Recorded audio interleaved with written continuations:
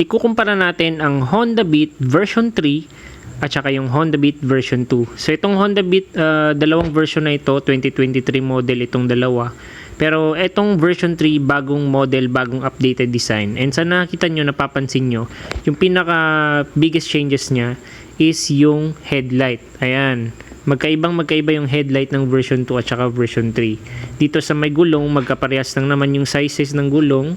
Pero sa napapansin nyo, yung mags ng Honda Beat version 3 is parehas na sa Honda Click, no? Yung mags niya, tingnan nyo yung version 2 at saka version 3. Magkaiba na talaga yung mags.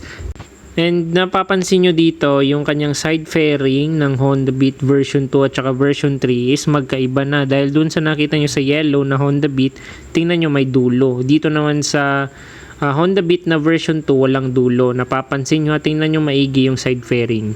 Yun, di ba? May pagkakaiba. Dito naman tayo sa kanyang